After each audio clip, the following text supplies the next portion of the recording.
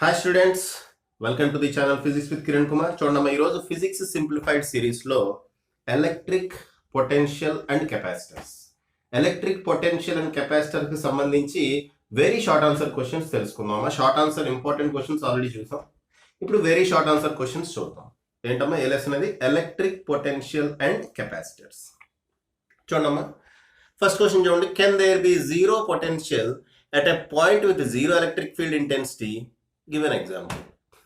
Question ఏంటమ్మా, ఏదన్నా ఒక పాయింట్ దగ్గర ఎలక్ట్రిక్ ఫీల్డ్ ఇంటెన్సిటీ జీరో అయ్యి, అంటే ఎలక్ట్రిక్ ఫీల్డ్ లేకుండా, okay, electric field intensity zero అవ్వాలంటున్నాడు, ఎలక్ట్రిక్ ఫీల్డ్ ఉండకూడదు అంటున్నాడు, కానీ ఎలక్ట్రిక్ పొటెన్షియల్ ఉండాలి అంటున్నాడు.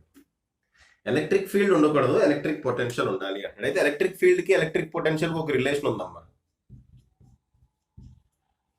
Okay, equal to minus do V by do R, లేదా డో అంటే పార్షియల్ డిఫరెన్సియేషన్ అమ్మా, డివి బై డిఆర్ అని రాయండి. మీ అర్థం కావడం కోసం డివి బై డిఆర్ అని రాయండి. అంటే పొటెన్షియల్ని డిఫరెన్షియేట్ చేస్తే ఎలక్ట్రిక్ ఫీల్డ్ వస్తుంది అనమాట. ఓకే, పొటెన్షియల్ని డిఫరెన్షియేట్ చేస్తే ఎలక్ట్రిక్ ఫీల్డ్ వస్తుంది. ఓకే అమ్మా, సో ఇదో రిలేషన్ ఉంది. సో వీడు ఈ రిలేషన్ చూసి మనం కన్ఫ్యూజ్ అవుతామని చెప్పి ఆ క్వశ్చన్ అడిగాడమ్మా. ఏంటి ఆ క్వశ్చన్? ఏంటి? ఎలక్ట్రిక్ ఫీల్డ్ జీరో అయినప్పుడు పొటెన్షియల్ జీరో అవుతుందా, లేదా పొటెన్షియల్ జీరో అవుతుందా అనలే. Potential, can there be zero potential at a point with zero electric, sorry, can there be potential అమ్మా, can there be electric potential, zero potential కాదు, sorry question తప్పు రాశాను. Can there be electric potential అంటే right, can there be electric potential at a point with zero electric intensity. Electric field zero అవ్వాలి, కానీ potential ఎంతో కొంత ఉండాలి. అది సాధ్యం అవుతుందా అంటే సాధ్యం అవుతుంది. ఎప్పుడు? వి కనుక కాన్స్టెంట్ అయితే. ఓకే అమ్మా, వి కాన్స్టెంట్ అయింది అనుకోండి, కాన్స్టెంట్ యొక్క డిఫరెన్సియేషన్ ఏమవుతుందమ్మా? జీరో అవుతుంది. వి కాన్స్టెంట్ అయితే కాన్స్టెంట్ యొక్క డిఫరెన్సియేషన్ జీరో అవుతుంది. సో పాసిబిలిటీ ఉంది, కాబట్టి ఆన్సర్ ఎస్ రాసాం. అయితే గివెన్ ఎగ్జాంపుల్ అంటాడమ్మా. గివెన్ ఎగ్జాంపుల్ అంటే సింపుల్, మనం ఒక చార్జ్డ్ కండక్టింగ్ స్పియర్ తీసుకుందాం. ఓకే అమ్మా, ఒక చార్జ్డ్ కండక్టింగ్ స్పియర్ తీసుకుందాం. దీని మీద క్యూ అనే ఛార్జ్ ఉందనుకోండి. ఓకే, దీని మీద క్యూ అనే ఛార్జ్ ఉంది. ఓకే అమ్మా, చార్జ్డ్ కండక్టింగ్ స్పియర్ లోపల ఎలక్ట్రిక్ ఫీల్డ్ జీరో, కానీ పొటెన్షియల్ జీరో కాదు. Q by 4πε0 R, where R is the radius of the sphere. Okay అమ్మా, ఓకేనా?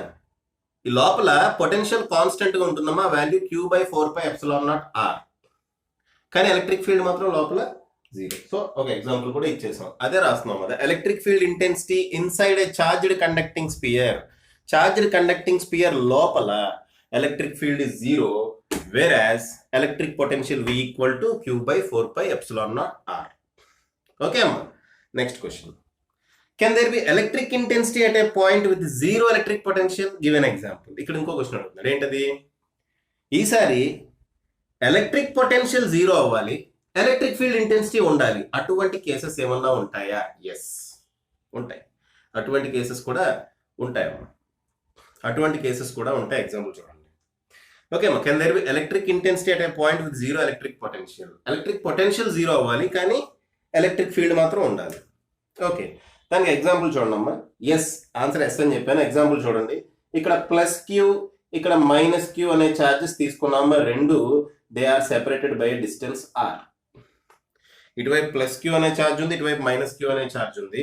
రెండు ఎంత డిస్టెన్స్ తో సెపరేట్ అయ్యి ఉన్నాయమ్మా? ఆర్ అనే డిస్టెన్స్ తో సెపరేట్ అయ్యి ఉన్నాయి అనుకుందాం. ఓకే, ఎగ్జాక్ట్ గా మిడ్ పాయింట్ దగ్గర పాయింట్ కనుక తీసుకుంటే ఇక్కడ పొటెన్షియల్ ఏమవుతుంది? Q by 4πε0 R minus Q by 4πε0 R. రెండు క్యాన్సిల్ అయ్యి జీరో వస్తుంది, అంతే కదా. ఎగ్జాక్ట్ గా సెంటర్ దగ్గర పొటెన్షియల్ ఎంత అన్నారు అనుకోండి, V1 ప్లస్ V2. దీనివల్ల పొటెన్షియల్ ఏమో క్యూ బై 4πε0 ఆర్, దీనివల్ల potential minus Q by 4πε0 R. Potential calculate చేసేటప్పుడు ఛార్జ్ని కూడా, ఛార్జ్ యొక్క సింబల్ ను కూడా కన్సిడర్ చేయాలమ్మా, గుర్తుపెట్టుకోండి. ఓకే, సో ఇది ప్లస్ క్యూ, ఇది minus Q. So Q by 4πε0 R minus Q by 4πε0 R వస్తుంది. రెండు క్యాన్సిల్ అయ్యి జీరో అవుతుంది. మరి ఎలక్ట్రిక్ ఫీల్డ్ ఏమవుతుంది చూడమ్మా. దీనివల్ల ఎలక్ట్రిక్ ఫీల్డ్ ఎలా ఉంటుంది? పాజిటివ్ ఛార్జ్ గా దీనివల్ల ఎలక్ట్రిక్ ఫీల్డ్ ఎలా ఉంటుంది? దీనివల్ల ఎలక్ట్రిక్ ఫీల్డ్ కూడా ఇలాగే ఉంటుంది, కాబట్టి జీరో కాదు. దాని వాల్యూ ఇదిగోండి 8q/4πε0 r అవుతుంది. ఎందుకు? ఇది r/2 డిస్టెన్స్, ఇది కూడా r/2. దీనివల్ల electric field q/4πε0 r/2 whole square అంటే r²/4 అవుతుంది. ఆ 4 పైకి వస్తుంది. అలాగే దీనివల్ల కూడా ఎలక్ట్రిక్ ఫీల్డ్ సేమ్. రెండు యాడ్ అవుతున్నాయి అమ్మ, ఇక్కడ రెండు ఆపోజిట్ డైరెక్షన్ లో లేవు, రెండు ఒకటే డైరెక్షన్ లో ఉన్నాయి.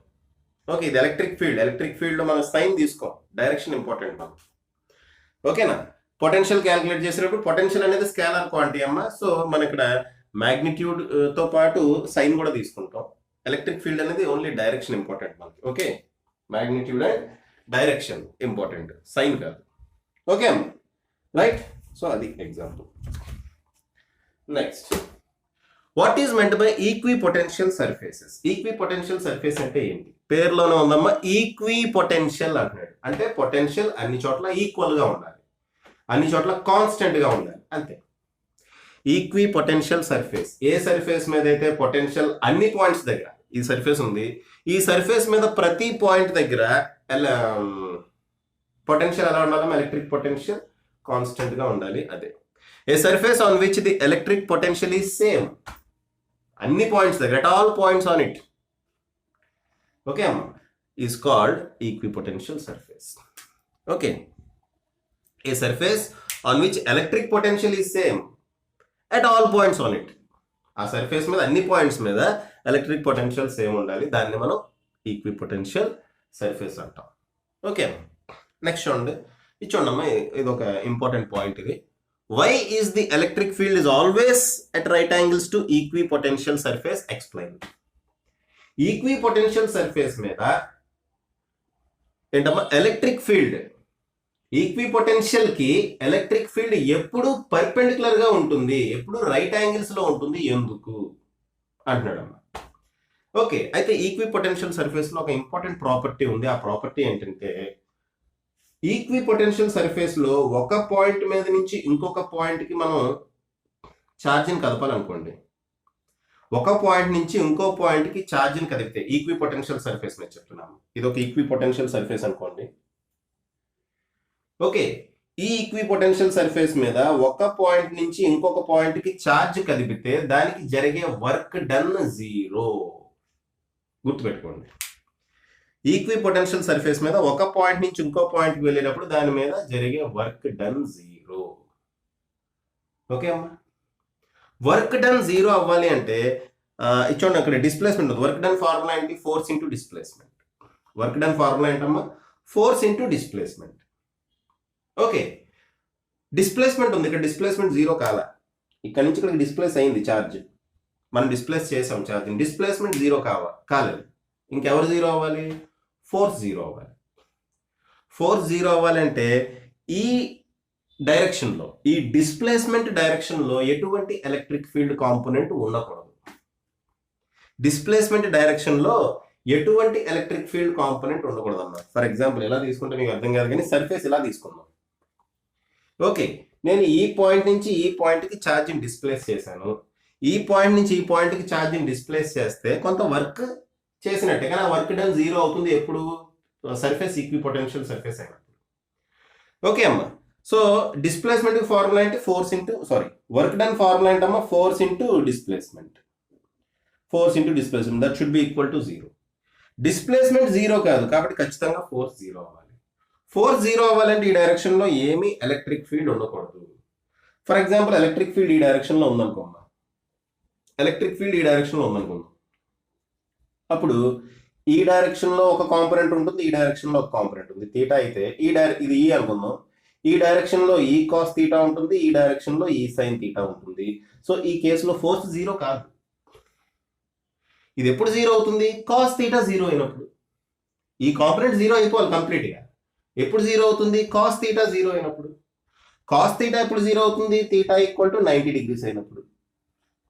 థీటా 90 డిగ్రీస్ అంటే ఎలక్ట్రిక్ ఫీల్డ్ పర్పెండిక్యులర్ గా ఉన్నప్పుడు. సో అదమ్మా రీజన్. ఓకేనా? సో అదే రాస్తున్నాం. Work done in moving a test charge on any equipotential surface is 0. ఒక ఈక్విపొటెన్షియల్ సర్ఫేస్ మీద ఒక ఛార్జ్ని కదిపితే, టెస్ట్ ఛార్జ్ని తీసుకొని కదిపాం అనుకోండి, ఏంటమ్మా? The work done should be 0. It means the component of electric field along equipotential surface is 0. దాని అర్థం ఏంటమ్మా? Along equipotential surface electric field component 0 అవ్వాలి. Okay, hence electric field should be normal to equipotential surface. అంటే దాని అర్థం ఏంటి? Electric field ఇదే రాసేయండి. మళ్ళీ electric field is always at right angles to potential surface. Same ఇదే రాసేయండి. లాస్ట్ పాయింట్ అయిపోయింది. ఓకే అమ్మా, రైట్. పాజ్ చేసి రాసుకోండి అమ్మా, పాజ్ చేసి రాసుకోండి. నెక్స్ట్ క్వశ్చన్ చూడండి అమ్మా. 3 capacitors, 1 microfarad, 2 microfarad, 3 microfarad are connected in parallel. Okay, 1 microfarad, 2 microfarad and 3 microfarad are connected in parallel అన్నడమ్మా. సో ఇలా కనెక్ట్ చేసాం. ఓకేనా, ఇలా కనెక్ట్ చేసాం. అయితే ఏంటి? ఇది 1 microfarad, 2 microfarad, 3 microfarads. ఓకేనా. ఏమన్నాడమ్మా? What is the ratio of charges అన్నాడు. what is the ratio of potential difference అన్నాడు. Okay, charges, what is the ratio of charges, what is the ratio of potential difference. ఓకేనా, మనకు తెలుసు formula Q equal to CV. మనకు తెలుసమ్మా formula Q equal to CV. అయితే ఇక్కడ జాగ్రత్త చూడమ్మా, మనం ఛార్జ్ యొక్క రేషియో, పొటెన్షియల్ యొక్క రేషియో కనుక్కోవాలి. ఛార్జ్ యొక్క రేషియో, పొటెన్షియల్ యొక్క రేషియో కనుక్కోవాలి. ప్యారలల్ కనెక్షన్లో జాగ్రత్త చూడండి, ఇది బ్యాటరీ, ఇవన్నీ కెపాసిటర్స్. ప్యారలల్ కనెక్షన్లో ఛార్జ్ వేరే ఉంటుంది, బట్ పొటెన్షియల్ మాత్రం సేమ్ ఉంటుంది. ఎందుకంటే ప్రతి కెపాసిటర్ కూడా ఈ బ్యాటరీ కనెక్ట్ అయి ఉందమ్మా. ప్రతి కెపాసిటర్ కూడా ఈ బ్యాటరీ కనెక్ట్ అయి ఉంది. అర్థమవుతుందమ్మా? ప్రతి కెపాసిటర్ ఈ బ్యాటరీ కనెక్ట్ అయి ఉంది కాబట్టి పొటెన్షియల్ సేమ్ ఉండాలి, పొటెన్షియల్ డిఫరెన్స్ అనేది సేమ్ ఉండాలి. కాబట్టి సెకండ్ దానికి ఆన్సర్ అన్నిటికీ ఈక్వల్ పొటెన్షియల్ డిఫరెన్స్. కాబట్టి potential differences ratio is 1:1:1. So potential difference constant అయితే Q is directly proportional to C. అంటే Q1 ఈజ్, ఇది ఫస్ట్ దానికి ఆన్సర్ అమ్మ, ఏ బిట్కి ఆన్సర్ ఇది. Q1 is to Q2 is to Q3 should be equal to C1 is to C2 is to C3. Q1 is to Q2 is to Q3 should be equal to C1 is to C2 is to C3. అంతే కదమ్మా, directly proportional. ఎందుకంటే V constant, parallel combination లో V constant, series combination లో Q constant. అంతే, parallel combination లో V constant, series combination లో Q constant. Okay, so C1 is to C2 is to C3 ఏమవుతుంది? 1:2:3 అయిపోయింది. B బిట్ ఆల్రెడీ చెప్పేసా కదమ్మా. B bit V1 is to V2 is to V3 potential differences అడిగాడమ్మా. ఏమవుతుంది? 1:1:1. Same. Next same question series combination అడిగాడు. చూడండి అమ్మా, same question series combination అడిగాడు. సిరీస్ కాంబినేషన్ అంటే ఇలా ఉంటుంది, టింగ్ టింగ్ టింగ్ టింగ్ టింగ్ టింగ్ టింగ్. సిరీస్ కాంబినేషన్ లో ఎవరు కాన్స్టెంట్? Charge constant. కాబట్టి ఆప్షన్ ఏ, అంటే ఏది? ఏ బిట్గా answer Q1 is to Q2 is to Q3 is equal to 1:1:1. మరి బీకి ఏం చేయాలి? పొటెన్షియల్ డిఫరెన్సెస్ రేషియో కనుక్కో. ఈ ఫార్ములా చూడండి అమ్మా, Q equal to CV formula. Q equal to CVలో Q కాన్స్టెంట్, అంటే V ఈక్వల్ టు Q/C. అంటే V is inversely proportional to C. V అనేది it is inversely proportional to C. కాబట్టి V1 is to V2 is to V3 ఏమవుతుంది? 1/C1 is to 1/C2 is to 1/C3. అంటే 1/1 is to 1/2 is to 1/3. So LCM ఏమవుతుందమ్మా? 6 అవుతుంది. 6 తో multiply చేస్తాం అనుకోండి, మొత్తం రేషియో 6 తో మల్టిప్లై చేస్తే V1 is to V3 is to V3, sorry V2 is to V3 ఏమవుతుంది? 6 తో మల్టిప్లై చేస్తే 6 is to 6 divided by 2 3 is to 6 divided by 3 2. So this is the ratio 6:3:2. Okay అమ్మా. సో సిరీస్లో ఉంటే, ప్యారలల్లో ఉంటే ఇది కాంబినేషన్, రేషియోస్ ఇలా ఉంటాయి. సిరీస్లో ఉంటే రేషియోస్ ఈ విధంగా ఉంటాయి. ఇవి ఈ కెపాసిటర్స్. ఓకేనమ్మా, రైట్. నెక్స్ట్ క్వశ్చన్ చూడండి అమ్మా. అక్కడ లోపలే వాటర్ అవుతుంది.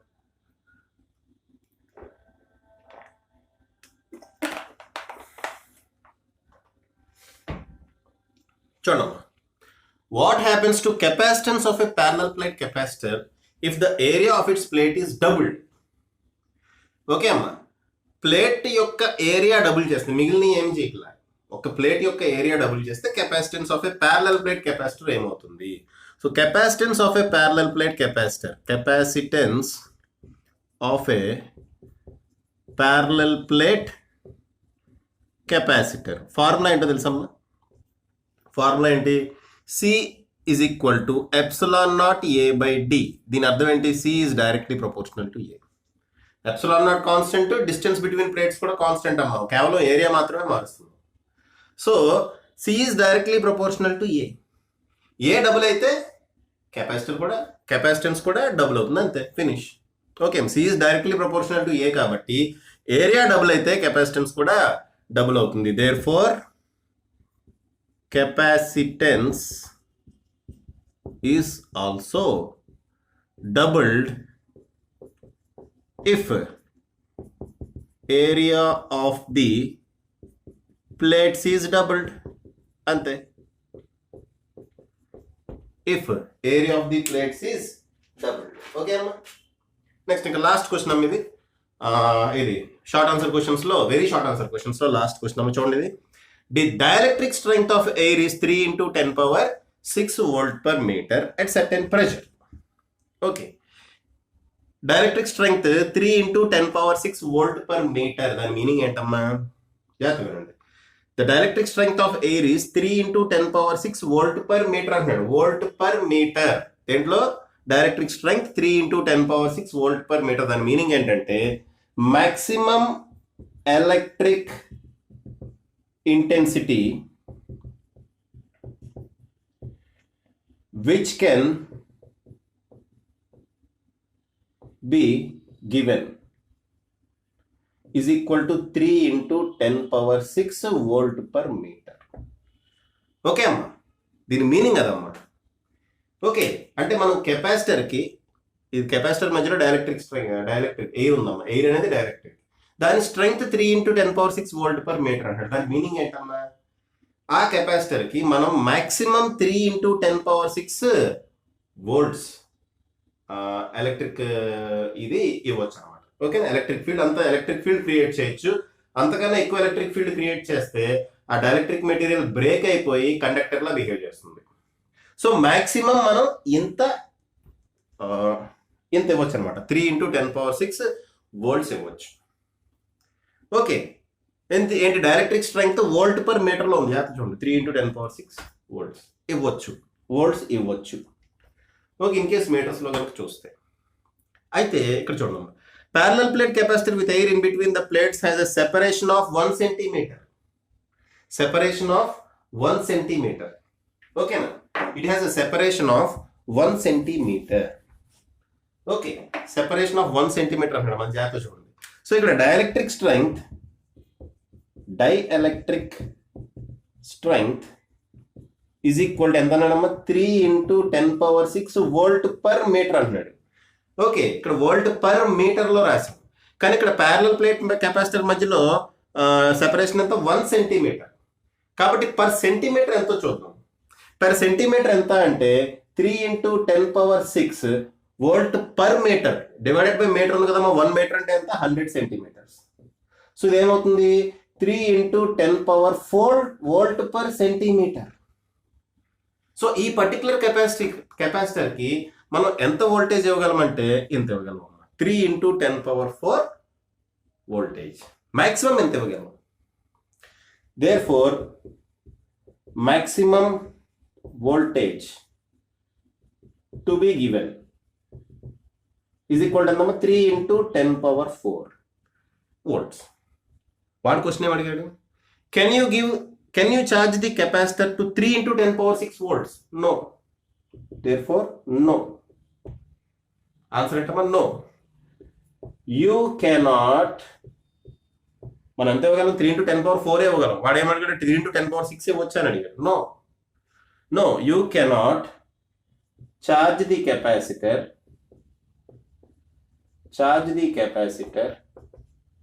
to 3 × 10⁶ volts. అదనమాట ఆన్సర్. మాక్సిమం ఎంత ఇవ్వగలం మనం? 3 × 10⁴. చూడండి, ఇక్కడ చాలా మంది మిస్టేక్ చేసే అవకాశం ఉంది. 3 × 10⁶ volt per meter అంటే ఓకే, మాక్సిమం 3 × 10⁶ ఇచ్చేయచ్చు అనుకుంటారు. అయితే ఇక్కడ సెంటీమీటర్లో ఉంది డిస్టెన్స్. సో మనం సెంటీమీటర్స్లోకి మార్చుకుని అప్పుడు చేయాలి. ఓకే అమ్మ. సో సెంటీమీటర్లో మార్చితే చూసారా 3 × 10⁴. సో అదనమాట లాజిక్. ఓకే అమ్మ. సో జాగ్రత్తగా అవడానికి 2 మార్క్స్ క్వశ్చన్ అయినా జాగ్రత్తగా లాజిక్ మనం ఆలోచించాలి. ఓకేనా? సో ఇక్కడతో ఈ 2 లెసన్స్ లో షార్ట్ ఆన్సర్స్ అయిపోయినాయి. ఏ 2 లెసన్స్? ఎలక్ట్రోస్టాటిక్స్ అంటే electric charges and fields. Okay, electric charges and fields లో మనకి షార్ట్ ఆన్సర్ క్వశ్చన్స్ అయిపోయినాయి. అలాగే ఎలక్ట్రిక్ పొటెన్షియల్ అండ్ కెపాసిటెన్స్, వీటిలో కూడా షార్ట్ ఆన్సర్ క్వశ్చన్స్ అయిపోయినాయి. ఆ 2 లెసన్స్ లో వెరీ షార్ట్ ఆన్సర్ క్వశ్చన్స్ కూడా అయిపోయినాయి. ఓకేనా? రైట్, బాగా చదవండి. All the best.